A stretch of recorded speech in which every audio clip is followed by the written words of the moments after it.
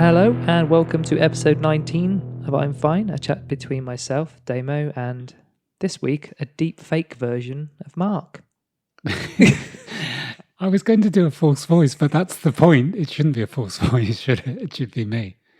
Perhaps it is me. That's what a deep fake Mark would say. Yeah. When you did that, I was going to go, and a big welcome to Damo, the master of pattern t-shirts, because you never get her. Oh. It's tropical this week, I would say. I think I actually make an effort for you, and I never really realised. Orchids and palms. I don't know what it is. Yeah. I think so. And last week it was surfboards. Oh, I didn't know you cared. Didn't know you took so much notice. Oh, you are a flirt. Oh, I got all warm. A chat around the subjects of health, wealth. You've gone all John Inman. For our American people. Maybe no, did it travel really to America? Big, really big. I was listening to Sam Harris the other day. Oh, he did mention, are you being served? And the guy goes, as Mrs. Slocum would say, That's that gets right. right up my nose. Yeah, it is big in America. You're right. Yeah. Excellent. Well, I don't know where I am. Oh, okay. A chat. This is a chat around the subjects of health, wealth, well-being, fitness, sport, conspiracy, and all the bits in between the extremes.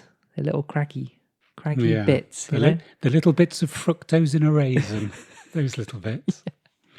We're all work in progress, and this podcast is no exception. In short, it's a poke at our perfectly imperfect lives, and if we can make just one person feel like they're not alone in all this madness, then our work here is done. Coming up, quick bookmark on pessimism in warm-up and stretch. Work-life ballet, we've got part 2 of Are We Being Played? Mm-hmm. Micro. Tiny, actually. Tiny what? Micro as in like you're As going in to go... tiny. When we've gone from deep fate, which is basically the end of the world as we know it, to me talking about a drink Fruit in juice. Tesco's. Yeah. In Joppin's Give Me 20, we're going to look at being slow. Mm-hmm. Taking time. So how are you? Do you have a middle name? So that's a weird one off the top, but You had to give your middle name for something, didn't you? no. You did. No, I didn't. You told me at training. I had to give my middle name for... No. Can I tell you why that's absolute fake news? Because it didn't happen? No. Have another guess. Why couldn't I give my middle name away? Because you don't have one. Yeah. Why? Sorry. I actually thought, we were talking about Facebook ads. Yeah. I thought you told me that Facebook asked you for your middle name to prove identity or something. No, wasn't me.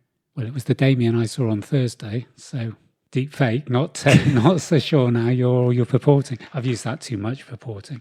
So yes, I do have a middle name. Would you like to share what it is? I like hearing people's middle names. Do you want to go 3 guesses? Yeah. We could have a competition. Listeners. That no one enters again. I'm going to have 3 guesses. Yeah. Okay, just so... Would it be a 60s name? If I was born in the 60s, it would. If I was born in the 70s, it wouldn't. Well, you can have a 20s name if you... It doesn't matter when you were born and what name you get, does it? I think it's fairly... I mean, Mark, as we know, is biblical, so Yeah. just because you're in the 60s... Okay. I would say it has a slight Scottish... Hamish. I only just found out the other day I'm a quarter Scottish. Seriously didn't know. Which quarter? No, I'm not going to fall for that one. Okay, so not typically Scottish, but Scottish-esque. So yeah, 3 guesses gone. Okay. Hamish wasn't a real one. No, wasn't a real guess. Andrew. No, but good guess.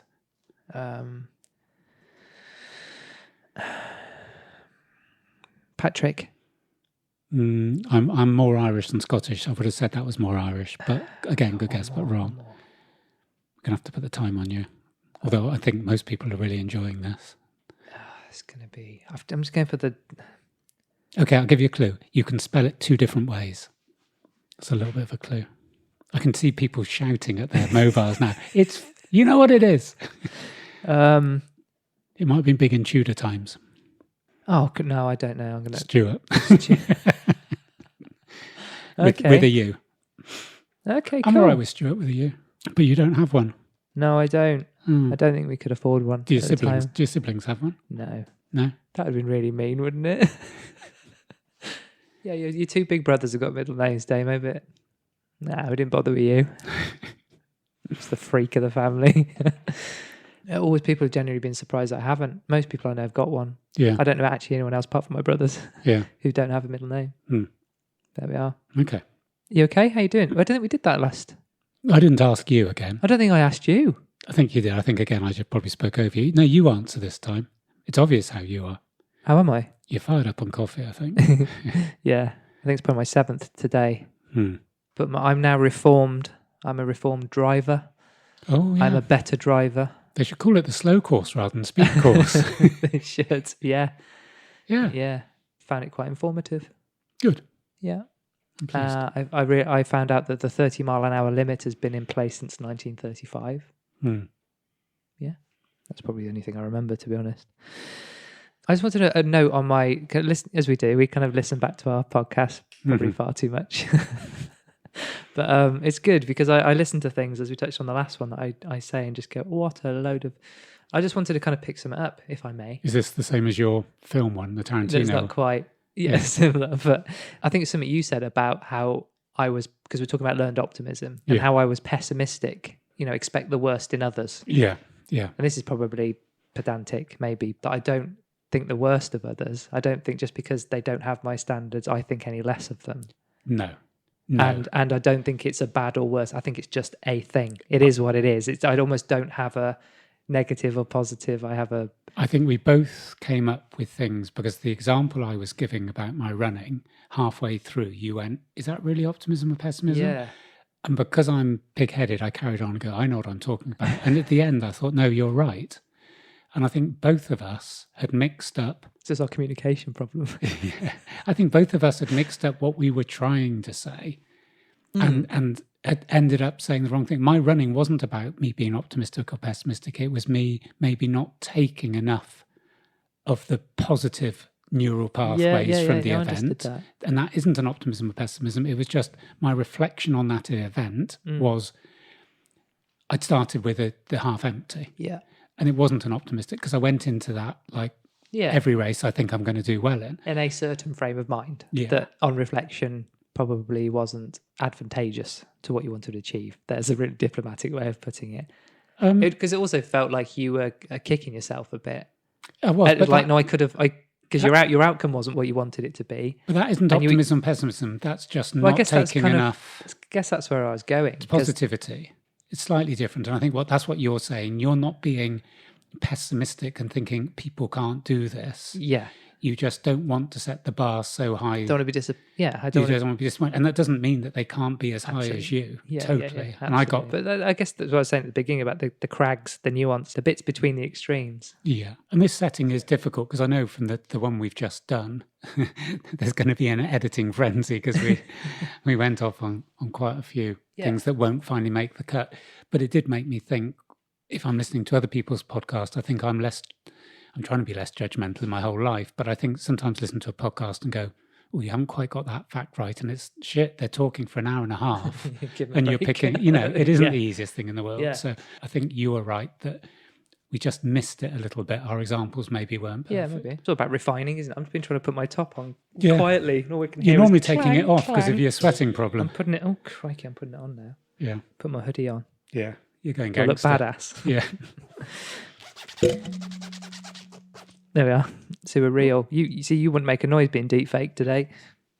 You're not even here. It's great. I'm just literally sat on my own in a room with the deep fake program running on my computer. You're just pressing play now for me to say this. Yeah, I'm just about on my own. Yeah. Cool, eh? How can anyone prove or disprove that you're here? Yeah, no one, I guess. No. Or me, actually. Think about it. I think we've maybe taken deepfake beyond like creating videos. I don't think it creates people that... No, it creates audio. That's true. But you are looking at someone. Do you know what I mean? Am I? Get on with it. Affirmation. Uh-huh. That kind of came up a lot in 15 when Amelia was here and subsequently. Yeah. And this is kind of alien to me. Just seeing your relationship. With Amelia? Yeah. Okay. The way you can both take compliments. And we've talked about this before, how we take compliments, how we can't. Mm-hmm. Neither of you get awkward when someone goes, you look good. You know what I mean? Mm. And it's because, again, we're all different. And I've always struggled to take one. But I really like the fact you go out of your way to compliment each other. Yeah. And you both are thankful and have gratitude for that. Yeah. And it kind of it's a nice kind of affirmation loop, I guess. Yeah. I think where I was going with it is that affirmation isn't important to everybody. like most things, not everyone's comfortable with it. Some people go out of the way to avoid it, Yeah. don't they? Yeah. And I think everyone's got different motivations, and I think I just didn't want to I just wanted to throw that in as a bit of a counter to not everything is about putting up and someone going, "You look amazing," everyone going, "Thanks." Yeah. That's not everybody. I guess that's where I was going with that. There has been an element of parallel lives with myself and Amelia, not just because obviously I'm a father and she's my daughter, do you know what I mean? Yeah, both of our loves of football, both of our loves of sport, then going into the same business and then having a big degree of body confidence. I'm not going to use the word told off, but I've been advised in the past that sometimes the fine line between arrogance and confidence, I've strayed the other way. And there is a little bit of the less is more. But I think, with her, it's very much, I think it isn't seen as just, oh, you look great. Yeah, you look great. It is about, I can see you've made progress. Mm-hmm. And I was training a client yesterday and we had quite a long discussion around verbalizing what you think. Mm. And so this client would say, I'm not happy with this, or this could be better, and I'm thinking, if you hear yourself say it, it's going to cement it even more. You can have those thoughts in your head that, oh, I've put on a couple of pounds, I need to do something about it. But if you say to somebody else, I'm not happy with this, and then physically go, look at this, I'm not happy with this, to escape from that is really, really hard. Yeah. And so what I'm tending to do, and this isn't the only client, with a number of clients, when they highlight the negative, is almost just to stand there and go, what do you expect me to do with that? And this is a quote from a friend that I have, a friend of Amelia's actually in Denmark, and she went, and it is she said it in Danish, and it's like a sort of thing that a lot of people say, and it was, what do I do with that information? You've just told me something, so I can do one of two things. No, you look fantastic. The person's going, yeah, but my perception is I don't look fantastic. Or, don't worry, you'll lose a few pounds soon and it'll be all right. It's almost like it's very hard when someone is going, I'm negative about this. So I think it's that whole approach. If the approach could be, I'm going to set myself a target to lose an inch off my waist. Let's go. Yeah. Then you join in and you do a program and you say, and you'll look fantastic and blah, blah, blah. I think someone just going, here's a negative thing about me. How do you move it along? Yeah. And part of the affirmation could be, you've, since you haven't trained with me, for the last month, you've put on 7 pounds. Yeah. And again, where do we go with that? So I think it's that bit. I am really trying to encourage positive. I was very positive with you on Thursday because you trained so well. And I didn't want anything about you going, I haven't trained this hard for a while, or I'm struggling a bit on this. It was just constantly lift. And you did brilliantly. Thanks. But I don't normally necessarily just give you false positives. But I didn't want you coming and going, I'm feeling tired. I certainly don't feel that you blow smoke up my arse at all. You're making me laugh on Thursday, big time. Everything you're saying was just gold. And we kind of said at one point, can we just record all this? Because it was so funny. It was. It would have certainly justified our explicit tag because it... We could send a mic up, set a mic up, and just see if it works. Yeah, it might not work, but it could just be a pop up. I'm still feeling like really kind of lethargic, and I think I was going to cover this towards the end, but we both had a couple of weeks off, and kind of get back into it was always really difficult. Yeah, I was happy that I lifted what I'd lifted, but beforehand I wouldn't have told you that I could have done that. Mm-hmm. So it was all a bit of a surprise. Yeah, my head and everything, I just felt like it wasn't going to do anything like that. I didn't give you any space to think, really. It was just lift this, I kind of did it, and everything between just felt so exhausted, and it was like I haven't got the energy to pick my arms up, let alone lift anything. So that's kind of where But your body doesn't care about your mind. I keep saying this. Your body doesn't care. And I think that was the living example of that. Yeah. I felt that probably more than I ever have done. Yeah. Because I got back and like now, when I got up a minute ago, I was like, oh God, my arse, my back of my legs, and I'm really feeling it. Yeah. Because it's the 2 days one, isn't it? 2 days. And I haven't felt like that for a while, and that's a really good thing to do. Good. Do you have any apologies? That wasn't loaded. Do you just want to think about your actions for a minute? Because I think if you thought hard enough, you might be very, very sorry. I'm disappointed in you. You let yourself down. Not cross. You let me down. What's the what's the joke? What about the balloons? Yeah. The family of balloons. Family of balloons. Yeah, I think everyone could just put that together themselves. Okay. Fill in the blanks. Very good. I only had a little apology that how ridiculous this is. I'm surprised I left it in. So I said that this podcast isn't scripted apart from the scripted bits. Yeah. I was like, what are you talking about? But actually, that's actually quite true. Yeah. I just thought it was silly. I often wonder how these first 12 minutes happen. Yeah. I just want to do this one as well because I got a couple of good reactions to this, and Cool. this is my favourite. Shout out to all the plants growing through concrete. Yeah.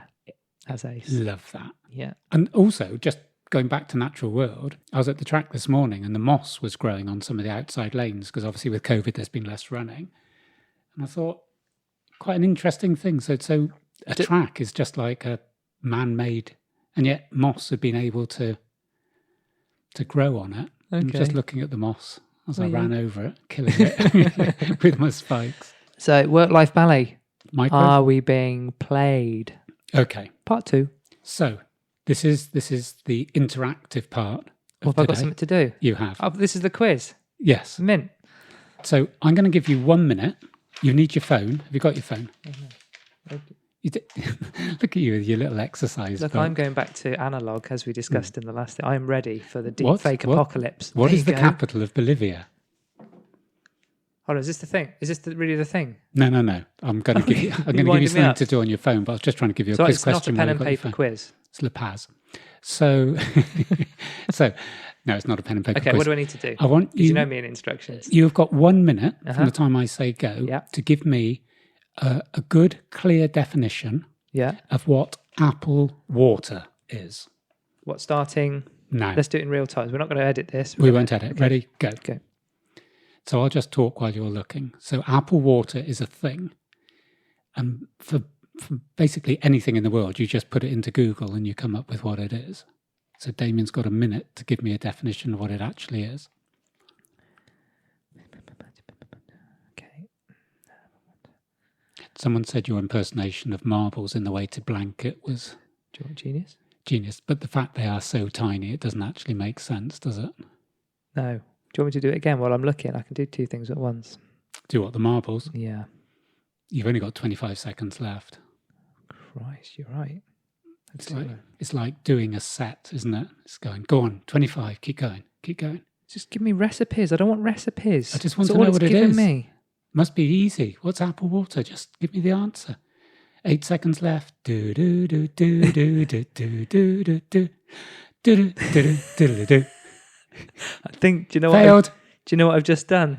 What? I've set you up for your point beautifully, haven't I? Why? Because you couldn't find it. Yeah. I didn't know that you wouldn't find it. Well, I did because I tried it. Oh, I'm hot now. Okay. So, listeners, why did I ask Damien to look up apple water? I like the way you call me Damien, by the way. Yeah. Bearing in mind it's your name. You could call me Mark Stewart from now on if you want to make it. We'll formalise it. Okay, so this is why we're being played. I have, I think, a disproportionate suspicion of supermarkets for 2 reasons. One is I think they take on virtue signalling at the moment to the nth degree, and that they think that the Co-op had one, a hashtag on Twitter. It was released the same day as their latest price cuts were done. So I can see why they did it. And it was Together Against Hate. And I'm thinking, yeah, I agree with that. Do you know what I mean? In terms of a hashtag, no argument. And it was about, I think, themselves nationwide and someone else about not accepting abuse to staff. And I guess with the whole COVID thing, 100% behind that. We're on board. I've worked in a betting shop where someone tried to kill me with a machete, and I would have said to him, hashtag Together Against Hate, had the internet been invented at that time. Yeah. The point I'm making is, and I'm sure it was done for the right reasons. I'm not knocking the reasons behind it, and staff are getting a lot. I've seen people getting, my sister was telling me a lot of students now are being very anti-security in like halls of residence who are asking to put masks on. They're getting spat at and attacked and wearing stab vests and things, which is ridiculous. The point I'm trying to say is that quite often a lot of the supermarkets will present themselves as some sort of voice of the world or the community, or we need to do this, we need to do that. But at the end of the day, they're there to make money out of us. And so... Yeah. It's just the kind of corporate, the CSR, the corporate sustainability, responsibility bit gone a little bit mad. Social responsibility. Yeah. And I think it's good that they have it, and it's good that they work with communities and stuff about the food banks and everything. But at the end of the day, and this is why I bought a meal deal today, is that there's quite a lot of stuff that I've seen on Twitter about, or on Instagram, or no, probably on TikTok, I think it was, about rate this meal deal. and someone has gone in and gone, how can you have the egg and crust sandwich, which is worth 99p? You know, basically the component parts were less than the £3. Yeah. Whereas other people are going, well, if you get this smoothie at £2.75 and you get this wrap, you've actually saved yourself £4. Right. No, you haven't, because that smoothie's only worth about 8 pence. But they've priced it at £2.75, so the meal deal gives perceived value. Mm-hmm. So what I'm saying is nothing is given away for free. So these people, there is a lot of people who go around going, I've got a fantastic meal deal. So I got it today and it said you've saved £1.75, but it was 85p for a small bag of crisps. That a bag of crisps isn't 85p. It's been made to be 85p so that when we have these deals, we go, bloody hell, I've done really well, I've saved money. You haven't. You can get a massive bag of crisps. 150 gram bags of crisps are the equivalent of 6 in a multi-pack, and they cost £1. This was 40 grams, a quarter.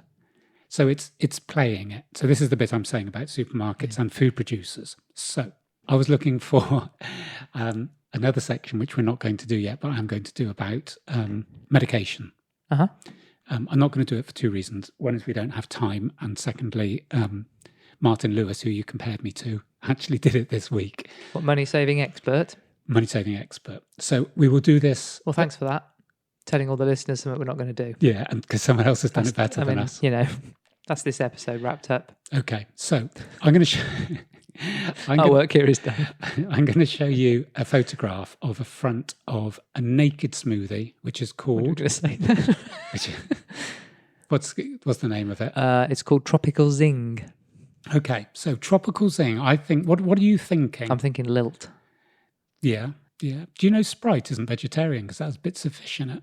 I have heard that before. Okay, carry on. So this is called Tropical Zing. So what are you expecting from Tropical Zing smoothie? I'm expecting pineapples. I'm expecting tick. Mango. No. Melon.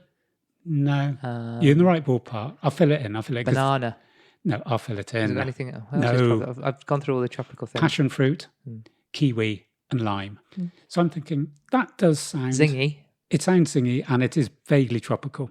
And so I decided to have a little look and thought, am I going to ring? I didn't actually want a smoothie for myself, but I was just looking. I turned the bottle to one side. It said this bottle is made from 100% recycled plastic. Great news. It's also recyclable, and it contains vitamin C. All good. And it has been pasteurized. Also good. So I looked at the third side, and it said this delicious smoothie with a citrus twist, because they've put lime in a different color on the front. They've put it in green. Will put a zing in your step every morning. The fruit inside. If you have it every morning, that is. Yes. Or they're trying to subliminally make you drink it every day. Yes. The fruit inside, if you remember from the front, was listed as pineapple, passion fruit, kiwi, and lime. Yeah. When you look on the side, the fruit inside also contains apple and banana. And maybe apple and banana. They're not very tropical, are they? They're not very tropical. That brings it down. So maybe the front is giving us a tropical zing look. But the reality is that there's some more mundane elements, which is an English orchard in autumn. Right. That doesn't fit the tropical zing. So far, what we've got is something I'm literally on the edge of my seat. Yeah. I mean, I cannot tell you. So I need the toilet. I'm that kind of excited. So we've got this situation where people are buying tropical zing. They've seen what's in it. They like that. Yes. If they look on the side, it's, I didn't quite know the apple and banana. We'll let them have that. It's 4 out of 6 are tropical. So we look on the side. And one of the things that not everybody in the world knows is that ingredients are listed in order of volume. Oh. They're not in alphabetical order or random. Has it always been a thing? It is now. I don't know if it always has been. Okay. And for some things, you don't have to put the percentage. So you're in the tropics. You're at a bar. Yeah, okay. A guy behind the bar has said, tropical zing. So he's put some ice. You've got a cocktail stick. You've got a twisty straw. Yeah. And you go, barman, can you just tell me what's in this tropical thing? And he'll go, okay, I'll give it to you exactly, sir. First ingredient, apple juice, 66%. He's very thorough, this barman, isn't he? Yeah, well, you're not going to go to He's any been old asked bar. this before. Yeah. So you're looking to yourself and going, okay, in terms of me being in the tropics, 66% of apple juice isn't quite doing it for me. I'm writing this down because I'd actually have my pen and pad with me in the tropics. Okay. So the next thing, they then don't put a percentage on, but it's the second biggest ingredient. Interesting. Banana puree. So the two things that weren't put on the front of this bottle, apples and banana. The top two, so you'd say that's quite a high percentage, even Yes. though it's not been listed. Yes. Okay, with you. The third one is apple water. I cannot find out what apple water is. I've Googled it. I've asked about 4 or 5 people to Google it, and you Googled it live on air. Live. No deepfake. And we don't know what apple water is. I'm guessing it's some combination of apple and water. I don't know. I'm no scientist. Okay, 14%. Oh, they're giving a percentage? Yeah. Okay, so banana puree is above... Is above 14 and below 66. So far, your drink is 80% apple juice. Hold on. So far, my tropical drink is no way tropical. Well, yeah, so it's just dawned on me. You're jumping the gun. You're jumping the gun. I haven't got to the punchline yet. So we've got I just ruined your joke. We got to the position now, after the first 3 ingredients, that this tropical Zing is 80% apple, whatever apple water is. Yes. The banana puree has to be between 66 and 14%. So if we say, at the very least, it's 15%, yes, we have now got a drink that is 95% apple juice with some banana puree, not even juice, shoved in it. Do you know what my Zing is going? Your rapidly. Zing is sung. Yeah. Zing is Zing. Was that the Spice Girls? Zig a zig, not Zing. Yeah, But okay. we're with you. So I know we're joking. No, this is not actually very funny. So they list it Because above this the cocktail is ingredients. probably going to cost me about 18 quid. So above the ingredients, they list it: pineapple, passion fruit, kiwi fruit, and lime fruit juice drink with natural flavours and vitamin C. No mention of apple, no mention of banana. 5% of those tropical It's only got things. 5%. So I can tell you the percentage. Pineapple juice, 2%. Kiwi fruit juice, 1.5%. Lime juice, 1%. Jesus. Passion fruit juice, 0.3%. No passion whatsoever. That's passionless. And then it has extracts of spirulina. I've heard. It's okay. Yeah. And in brackets, 0.1%. In the second bracket, apple. So even the spirulina, Like it's got trace apple in it. trace apple, spirulina water apple. So 95% apple juice, and it was £3 This for a small bottle. is a big name brand, right? Yeah, Naked's a big one. There's Innocent, Tropicana have now gone into juices, and Naked. Is everyone going into apple water like big time? That's where you're going to buy shares. So that's the only reason I'm being flippant about this, it doesn't need a deep dive. It doesn't need investigation. People are going and buying a small bottle of apple juice with a bit of pureed banana in it at £3, and a litre of apple juice was 69p. We're being played. It's £3 because people think they're buying something that they're not. How can you have on the front of it kiwi, passion fruit, pineapple, and lime when that's less than 4%? We're being mugged off. We're being mugged off. So I'd almost like to go to Sainsbury's and go, you've done all your, well, not Sainsbury's, I'm picking on them, aren't they? Whoever it happened to be, and say, if you really care for your customers, why are you selling apple juice for £3? And it's because it makes a big profit. I was going to say that they get a decent margin out of that. Yeah.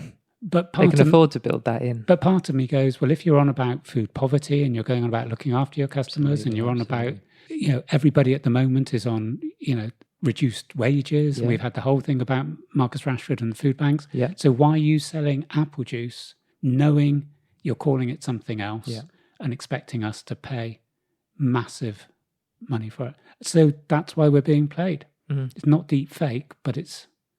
So can I play my usual play devil's tropical avocado here?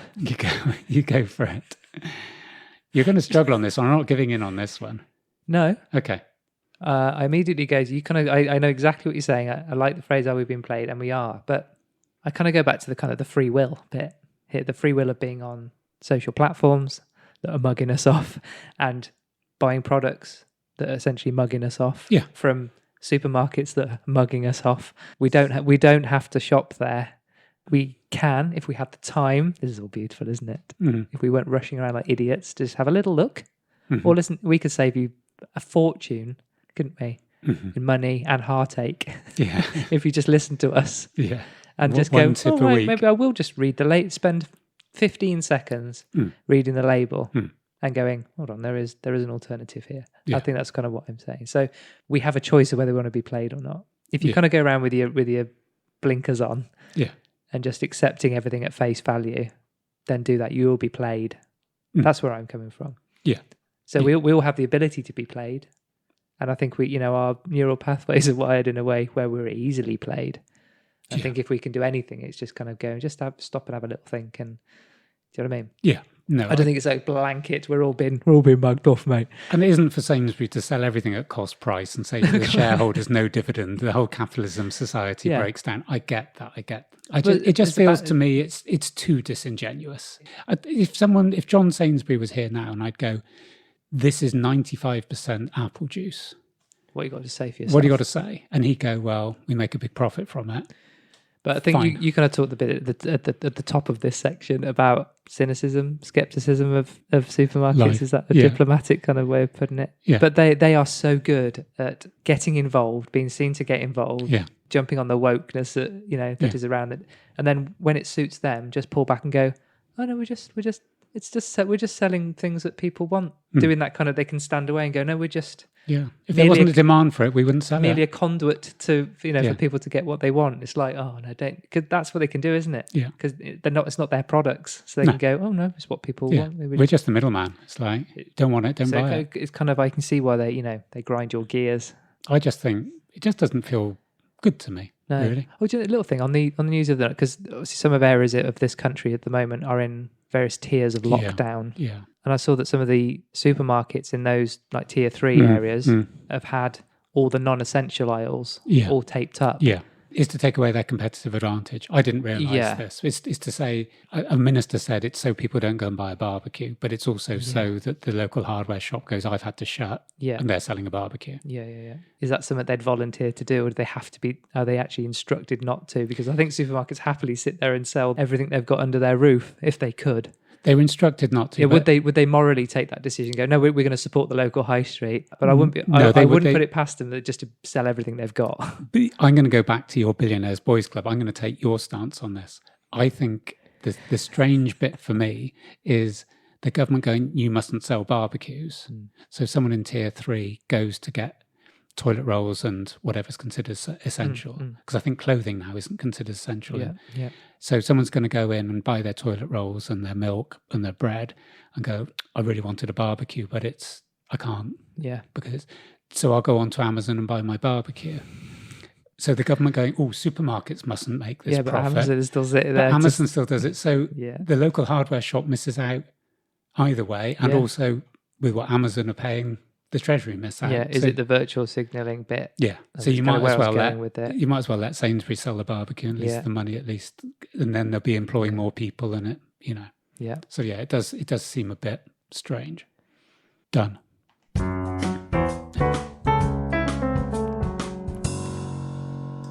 Drop and give me 20. Slow. You lead. Yeah. Okay. We were chatting at training. I can't actually remember how this came up. I think I mentioned a client. Yes, you did mention who'd used the phrase "enjoy slow." Yeah, because she didn't like running around. She actually refused to do an exercise because it didn't fit with where she was in the way she wanted to move, which I thought was great. Yeah. She just went, "No, I'll do it any exercise." Screw you. Do my own thing. Highfalutin qualifications. Highfalutin. Yeah. Word of the day. Some good words. So she just didn't want to do something quick. And it reminded me of a client we had a few years ago who came to us, and we did a website for them, and they were getting into slow education. It feels like it was probably 5 years ahead of its time in some respects.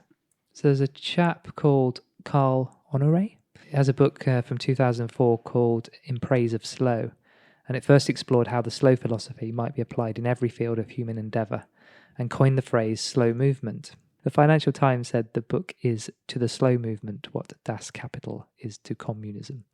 Honoré describes the slow movement thus: it is a cultural revolution against the notion that faster is always better. The slow philosophy is not about doing everything at a snail's pace. It's about seeking to do everything at the right speed, savouring the hours and minutes rather than just counting them, doing everything as well as possible instead of as fast as possible. It's about quality over quantity in everything from work to food to parenting. So Professor Guttorm Floystad summarises the philosophy, stating, the only thing for certain is that everything changes. The rate of change increases. If you want to hang on, you better speed up. That is the message of today. It could, however, be useful to remind everyone that our basic needs never change. They need to be seen and appreciated. It is the need to belong.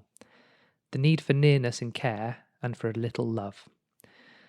This is given only through slowness in human relations. In order to master changes, we have to recover slowness, reflection, and togetherness. There we will find real renewal. Mm-hmm. We touched on all that in the last episode, Yeah, didn't we? connection thing, yeah. As I said to you a little while ago, a lot of clients at the moment are looking to do a bit of a reset. And I think what's happening is that we've gone from doing a bit of reset to now you're going to start working. Do you know what I mean? You can't keep contemplating all your life. But a guy I listened to today was about, and it's something I'd like to bring up, so I'll just flag this because I'll forget otherwise. It was around donations to charity, financial donations. So I'm just bookmarking that there. And the point he was making was around maximising your time at work. And he said there's two ways you can look at it. He said you could try and get to the best possible job you can so that you can give more to charity. Yeah. Because you'll have more disposable income. Yeah. So if you go, I'm going to give 10% of my salary to charity, you don't have a guilt if you take a CEO job at 4 million because you're going, well, 500,000's going to, you know. Sure. And he said, well, the second thing is that you can gain expertise that you can then give to a charity. So your time can make them raise funds better or market better that has an exponential growth in terms of income by your expertise opening up new avenues. But the quote he made in terms of, that made me think of this on the slowness, he said, on average, we'll work for around 80,000 hours in our life. Why don't we take 100 hours out to plan what we're going to do in those 80,000? Yeah. And I thought, yeah, and we don't do it until probably the end. It isn't at the start of our careers. We go, I'm going to sit down now and work out the best way. Yeah. And how often it is when we start things like a spreadsheet or New Year's intentions, do you know what I mean? You start with your new exercise book and then by March the 3rd, it's just idle doodles. Yeah. And so that bit of planning, I think, is what you're saying. It's looking at things. The planning time isn't wasted time. Yeah. You don't have to be rushing around to be. But is there any way, other than your client talking about, I guess, the pace at which he was doing things, I guess, is that philosophy kind of come into what you're doing? Or did you find it has and you haven't really realised it? Or you can now suddenly see the benefit? Was that client made you think about, I guess, training in a slightly different way? I think the mindfulness has obviously had a big bearing. If you're spending 15 minutes staring at a raisin, you ain't going to rush anything in life. I think it is the less is more thing. That there is a lot. I think a lot of people are realising this around. I think one of the worst mottos I ever heard was "no pain, no gain." This idea that if you're not sweating, or you're not aching, or you're not in pain, then you haven't worked out. And it isn't. You worked really, really hard on Thursday. You're feeling it now in your muscles, but the muscles you didn't sweat. No. And it isn't that. Yeah, and some exercises will. And if you're doing a group class with a load of cardio, of course you're going to sweat more in a hot hall. It isn't knocking that. What I'm saying is that the measure of success is about what happened to your body, how you felt afterwards, how you reacted to it, what effect it had on you, not sort of ticking a box. And I sometimes think we fall into that. I'll be at a gym and looking at someone absolutely covered in sweat and think, God, I don't think I've worked as hard as him. Yeah. I might have worked more effectively. Yeah. So I think you're right. I think in the training, and also just going back to you on Thursday, I changed that program halfway through. I wouldn't normally do an hour of squats and deadlifts. There's only two. Two we things, did two exercises. You were doing them so well. It felt right.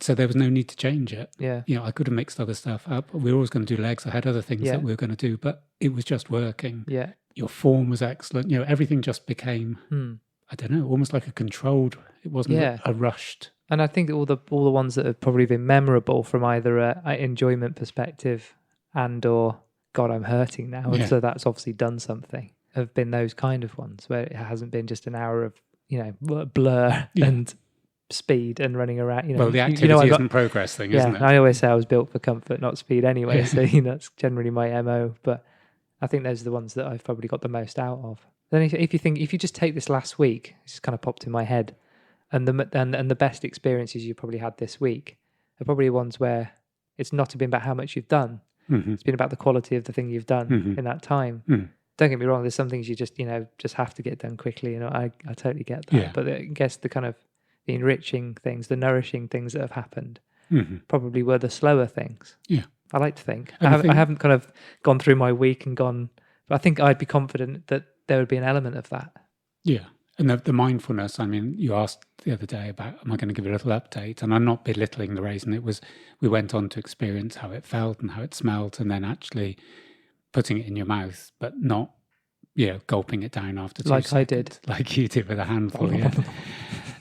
And so you can't, I mean, life is too busy to be mindful about eating a raisin and taking 15 minutes to eat it. I'm not being idealistic, but I think there is an element of quite often, a meal is there to get through. Yeah. I think it's less. Rather than savour, yeah. you mean? And the fact that less and less people will eat at a table now, or eat on their laps watching TV. You're refueling rather than enjoying that. So I think mindfulness is key on this, definitely. My arm hasn't been good. Yeah. In training. Mm-hmm. I think it's because I sleep on my right hand side mm-hmm. and hang my arm out of the bed. Okay. And sometimes I wake up with my arms above my head. Yeah. Don't think really helps, especially when you go to move them and you can't feel them because there's no blood in them or whatever. So I don't think and it's been developing probably over the last, I don't know, 6 months, maybe more. Yeah. The 2 weeks we had off, my arm started to hurt a lot more. Yeah. The smallest, even just putting it out, doing it now, putting it out to the side of me at 90 degrees, and it was that was hurting, let alone putting any, doing any weights. But having got into the last 2 weeks of working on it, it's got so much better. Yeah. We mentioned a couple of episodes ago about talking to someone about pain. Yes. What is pain? Listening to our bodies, how pain affects us, why it's good, why it's not so good, and how to manage it, I guess, and how, whether actually, if you've got an injury, how much of that do you work through it? Yeah. Rather than, because you tend to, obviously avoid it because it hurts. But I've noticed that if I do things sensibly, and you're aware of it, obviously, you can give me things that aren't going to break my arm off, that working through it actually does work. But and rehab and rest are two different things. Yeah. So in the next episode, I've got someone lined up we can talk to who's an expert in these kind of things. So is this one area where we're not experts, so we're bringing somebody else in? Yeah. It was a very specific... It'd be good to have some expertise. So in the next episode, we're going to be chatting to Brian McCullough, who is a BSc in physio, and also has a master's in sports medicine and is a certified IBFI level 2 bike fitter. So he has a business called The Bike the Body. Okay. So he knows all about pain and posture and rehab. And so he's been working in musculoskeletal medicine for about 13 years. What you got? I've just got a few things. It's a wee bit random. That's all right. It's the best place to put random. I put that one about the plants going through concrete. And it is amazing when you look at a plant. It is. I couldn't grow through concrete. How do you know? Have you ever tried? No, but I'm struggled to get out from a weighted blanket, so concrete's going to be a step too far. So... how was your weighted blanket? Did you get a heavier one? Have we had this? I can't remember what we've talked about. I got the same one. Oh, you did? That we'd originally bought. Okay, cool. Yeah. Yeah, no, it's fine. Although I didn't take it in the tent with me. Do you sleep in the garden? Yeah. Oh, you haven't talked to... Is this what you're going to talk about? No, I just remembered. When did you do that? Thursday and Friday nights. Oh, cool. Yeah, I hadn't told you.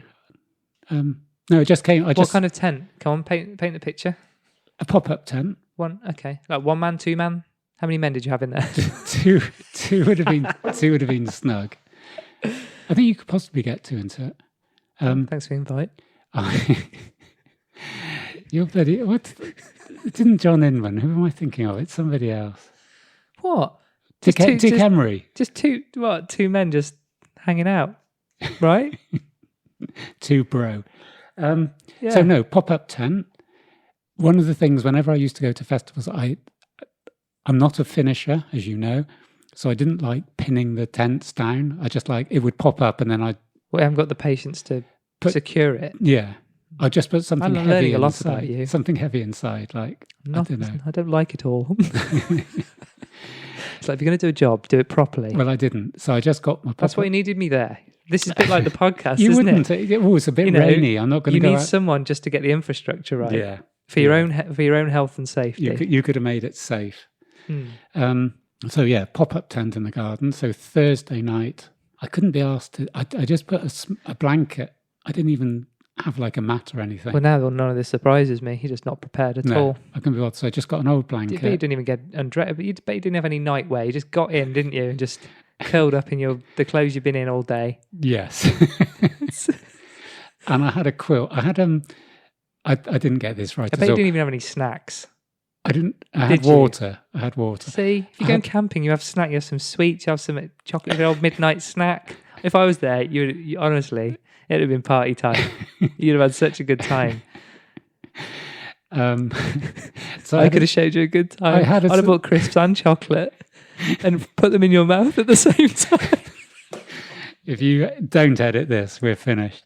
All right, so I'll leave a gap. So I took a sleeping bag, but I used that as a pillow because I didn't have a pillow. Honestly, so I didn't use a sleeping bag. I did have a quilt. The tent wasn't good. It didn't really keep anything out. Weather-wise. What was the weather? Was the weather good or bad? The weather was wet. Was it wet? The first night there was a massive shower, uh-huh. And the second night I was parked under an oak tree, and it was picking up all the wind, so I was getting pelted by acorns and hearing the rustling. But then that's connecting to nature, isn't it? Absolutely. So, yeah, I wouldn't. If you've got a bad arm, I wouldn't recommend it. But the point is, I didn't take my weighted blanket out. But it was okay. I did it. Why not? Great. Why not? Good for you. The other bit I had was a cartoon, which I think I sent to you. Yeah, may have done. This one. Yeah, it's very good. So there's a stick man walking in a door. We'll put that on the Insta. We'll put this on the Insta. It says, "Are you okay, bro?" And then the rest of the picture is just like total scribblings with a figure in the corner going, "Yeah, I'm good. Nothing a little nap can't fix." And I was going to put that out on my Insta story with some words underneath, which I think I did put these words somewhere. I can't remember what. The words I was going to put were, if you ask someone, are they okay? And they don't answer, keep asking. I think this goes a little bit about the slow one. We have touched on this very early on, didn't we? Did we? About how we ask. Yeah. If you're not quite sure if someone's a little bit shaky, do you still ask? Yeah. Do you think that'd be great for, even though they might not look receptive? Yeah. Would they be? If do you need to break through that? But I quite like this. So if someone doesn't respond, you just keep hammering the door until they open. Yeah. I think maybe, and it's different. It's horses for courses. But I sort of with this cartoon was almost saying, with all that mess and all that chaos around someone, quite often the words won't get through the chaos. Yeah. So you can ask the question. The lack of response isn't indolence or ignorance or running away. It's sometimes there's too much interference to be able to get an answer out. And I guess my bit was just keep asking the question. Oh, you said about the Philippines. Was that because someone's listening in the Philippines? I don't think we finished that conversation. No, that was it. Okay. Hello, Philippines. Aloha. I don't know. Is that right? I'm not sure that's right, is it? It's Hawaii, isn't it? Yeah. Just think of a tropical island. Zing. Oh dear. I don't know about you on flagging. This is where I go on flagging and you go, no, we're full of zing and vigor. Yeah. And I'm like, no, bro. Come on then, email. Bang.